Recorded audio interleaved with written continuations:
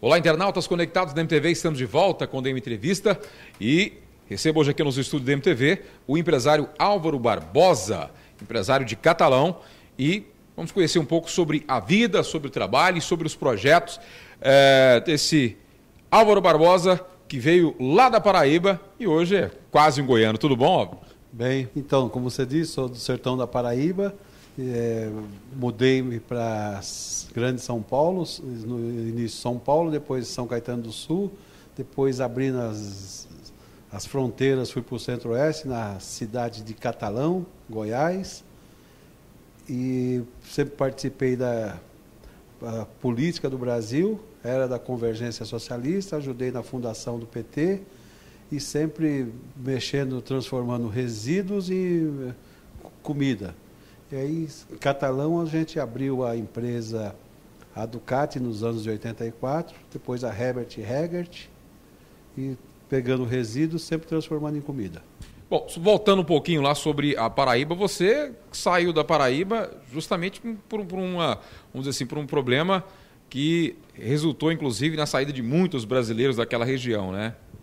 Por isso é que a gente é ligado ao meio ambiente, porque o que os holandeses fizeram, os políticos inescrupulosos fez com o nosso Brasil, fez uma devassa, tirando aquelas lenhas de lá, transformando em fornalha para cana de açúcar. Então fez aquilo lá um sertão, então fez a gente sofrer. Então por isso é que hoje a gente é tão ligado ao meio ambiente, porque tem que ter um ambiente ecologicamente correto e uns políticos pensando no amanhã, para não acontecer o que aconteceu comigo, com a minha família, sair daqueles habitats que a gente gosta para dar uma percorrida nesse mundo assim, sem umas condições. É bom mudar, viajar, mas dentro de condições. Agora, forçosamente, igual aconteceu comigo, com meus conterrâneos, é uma maneira assim muito animal de ser. Então, por isso que a gente pensa em meio ambiente, para preservar a vida, preservar as pessoas e as famílias. Como é que você teve contato com esse trabalho que resultou no seu negócio, na sua empresa hoje?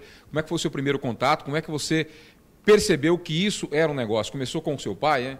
É decorrente do meu pai. Meu pai, eu sou filho de metalúrgico, conforme meu pai saiu da Paraíba, fomos para São Paulo, aí meu pai era metalúrgico antes do Lula. Então pegava as sobras residuais da empresa Manglos, na Presidente Wilson, São Paulo, e a gente pegando aqueles, viu que na planta dava bom resultado, e começamos a vender esses produtos, que era fertilizante, na época era chamado muito adubo. Então aí deu para perceber, e com aquela percepção nós começamos a se dedicar, vendo que sempre ganhávamos dinheirinho, iniciamos em decorrência pegando os resíduos da fábrica onde meu pai trabalhava. Ou seja, literalmente transformando lixo em lucro. Isso, lucro, geração de emprego, comida, são essas coisas que a gente... E claro, e o meio ambiente agradece, que você acaba retirando do meio ambiente uma coisa que seria nociva para ele. Isso. Hoje, cada 3 coisas que a gente tem que pensar, 4 tem que falar em meio ambiente, porque o meio ambiente ecologicamente correto é você pensando no amanhã, é pensando que amanhã a gente vai ter chão, piso para a gente andar, piso e ar. Então, a gente tem que pensar muito no meio ambiente, e principalmente juntando o útil ao agradável. Meio ambiente, ganhando dinheiro, se ampliando, é ótimo, bom demais. Tá, falando um pouco sobre a sua empresa, que hoje ela é consolidada aqui no estado de Goiás, acho que é a única do segmento, e hoje, quais são os benefícios que os produtos oriundos da sua empresa dão hoje, no caso, para o pecuarista, para o agricultor? Ele é a cadeia correta. Vamos supor, hoje os pecuaristas, normalmente, nacionalmente, tem 0,7 animais por hectare, e usando o nosso produto, ele pode ir até 10 animais por hectare. Então, ele não precisa devastar, ele não precisa deixar o animal desnutrido. Então, ele é tudo que a gente fala, é tudo dentro do meio ambiente, ecologicamente correto. Como é que é feito esse trabalho aí, por exemplo? De repente tem algum... Porque a aceitação hoje dentro do meio da agricultura, dentro da agropecuária, eu acredito que são poucos os produtores, os empresários do ramo, que são adeptos a esse tipo de produtos, né? Infelizmente ainda são poucos, a gente precisa ter mais conhecimento para fazer uma avaliação, e espero que essa avaliação seja favorável, mas a gente precisa tirar o estigma, né, a bruxaria, que um resíduo ele não é um produto bom. Então, tipo, tirar um capeta. Não, o produto que o animal come são os nutrientes, são os minerais. Agora, os minerais, se ele veio de uso primário ou secundário, ele sempre teve na natureza. Ele sempre foi sal mineral. Então, que a gente precisa tirar esse estigma e ver que a gente consegue separar o mal do bem. E o mal de metais pesados e o bem das coisas que ele gera carne, gera comida, gera emprego. E no caso, o empresário, no caso aí o agricultor, ou seja, o pecuarista, que está assistindo de repente essa entrevista, que benefício eu vou ter se eu encontrar, por exemplo, se eu adquirir um produto desse? A gente estava falando aqui em off aqui sobre a lei do mínimo, né? Ou seja, cada caso é um caso. Vocês ainda fazem a pesquisa do solo ainda para ver exatamente como usar o produto na propriedade. Isso nós fazemos, é gratuito para o agricultor, ele vai ter a segurança, conhecer seu solo. A gente faz uns laboratórios de primeira geração, pessoal de primeira geração, ele vai conhecer o solo. Então nós vamos atuar na lei do mínimo e que ele tenha segurança, que ele vai colocar um produto que vai ser eficientemente correto, ecologicamente correto, e ele vai ter bons ganhos, ganhar muito dinheiro. Ele não vai precisar usar o sal mineral mais no coxo, porque você mineralizando a pastagem vai ter ganho, vai ter um ganho, uma eficiência e com toda a segurança. Passando do empresário Álvaro Barbosa, vamos então pular para uma outra parte da vida dele, que é a militância política, que sempre esteve muito próximo. Afinal, você cresceu na região do ABC, na região onde surgiu o PT.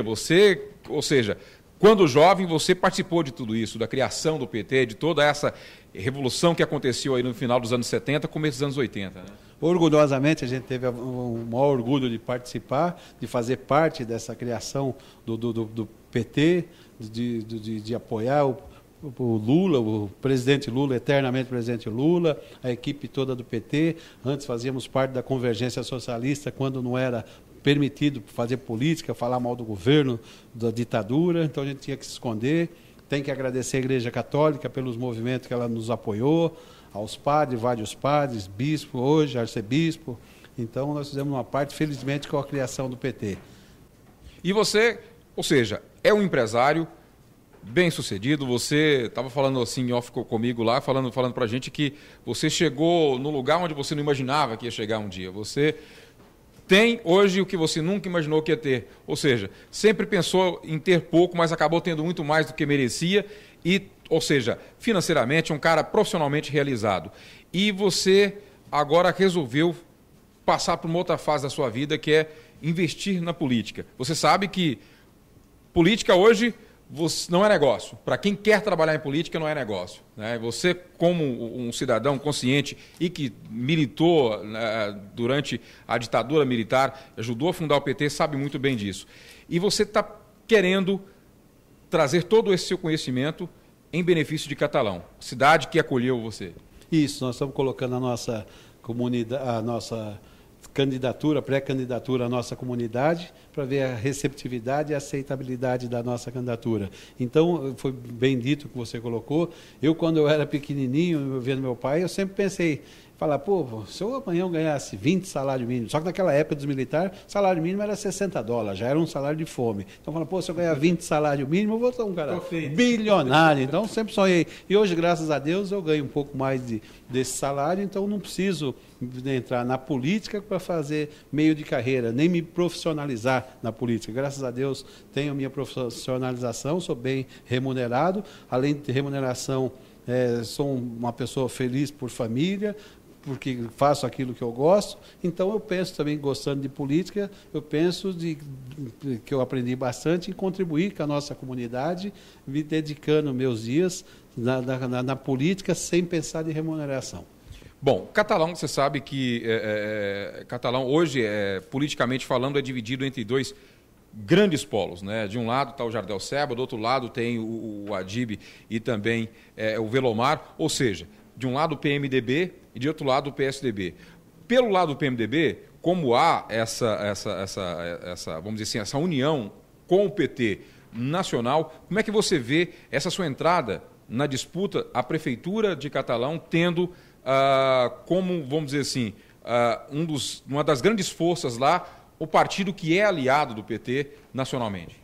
Então, eu vejo bem, eu como prefeito eu não vou ver lado. Você colocou bem, existem dois lados, eu tenho que pensar ter amor na cidade. E na cidade não tem lado, tem só um catalão que a gente precisa ancorar e levar ao nível que mundialmente exige da nossa cidade, da nossa preparação, da nossa comunidade.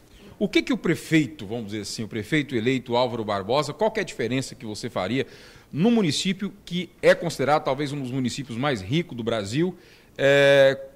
O que o prefeito Álvaro Barbosa faria de diferente para fazer com que aquela cidade ainda sentisse mais ainda o efeito da sua boa arrecadação? Primeiro, a gente tem que pensar na educação, nas crianças. Segundo, tem umas riquezas enormes, é uma das melhores cidades do mundo, onde tem terras raras, nióbio, grande fosfato. Agora, primeiro, essa riqueza tem que ir para o estado de Catalão, para o povo de Catalão. Hoje a riqueza, ela passa por Catalão, mas o pessoal não aproveita. Primeiro a gente vê em Catalão, tem 4.000 pessoas que recebem a Bolsa Família do governo federal, graças ao presidente Lula. Mas está bom, mas mesmo quem recebe 4.000, ganha menos de R$76. Poxa, isso é um absurdo. Como uma cidade tão rica, no celeiro do mantimento mundial, como é que pode ter 4.000 pessoas ganhando isso aqui? Então é muito, o mínimo lá está muito mínimo. Eu sempre trabalho na lei do mínimo. E essa lei do mínimo não é essa para a gente quer. A gente quer que o pessoal tenha no mínimo lá $1.000 ali. É isso que a gente vai trabalhar. Você está falando sobre educação, você bate muito na tecla sobre educação. Você acha que educação é a base de tudo? Penso que a educação é o caminho, é o âncora. Ele é uma base de tudo. É educação, meio ambiente, porque é bem uma coisa ligada. E primeiro, eu acho que é política, porque tudo é decorrência da política. Se o pessoal colocar esses grupos políticos que fica só pensando neles, eles está atrasando o município. Então, primeiro, ele tem que fazer uma reflexão, achar o melhor candidato que for, mas primeiro é a política, saber que essa pessoa é que vai gerenciar, que vai cuidar dos seus filhos, que vai cuidar dos seus avós, dos seus pais. É esse político, é esse prefeito de Catalão que vai dar. Então, não é muito igual uma partida de futebol, é uma coisa muito séria. Então, a gente tem que pensar no nosso Catalão, que a chave da cidade vai ficar nessa pessoa. Então, a gente tem que ter muita credibilidade, muita seriedade na hora de votar, na hora de colocar espero que seja biometria, colocar seu dedo lá, sabendo que ele vai orientar os próximos 4 ou 8 anos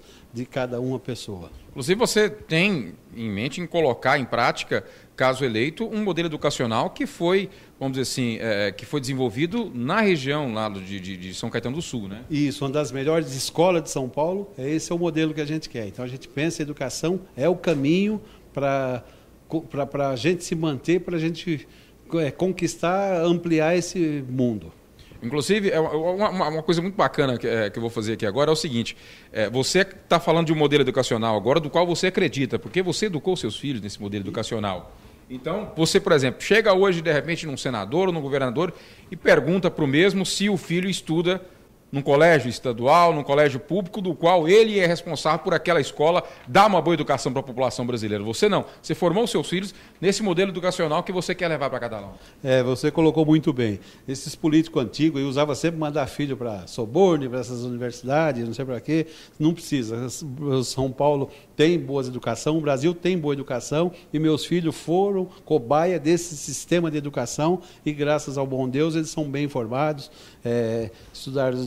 conquistaram bons espaços na nossa sociedade. Então esse modelo de vida que eu quero para os filhos dos outros é o que eu quis e quero para os meus filhos, para os meus netos. Eu acho que a educação está muito ligada ao esporte. Nós, do DMTV, a gente sempre fez aqui, não só aqui no estado de Goiás, mas como em todo o Brasil, coberturas de eventos esportivos, principalmente futebol. Lá em Catalão nós temos o craque de Catalão, mas temos também em Catalão uma arena fantástica que é o ginásio internacional, ou seja, você não acha que a cidade ela poderia fomentar a prática esportiva, não só do futebol, que é muito alavancada pela presença do craque catalão, mas outros esportes coletivos ali que poderia acabar trazendo, ou seja, grandes eventos para a cidade, porque tem uma arena internacional, tem uma arena bacana ali.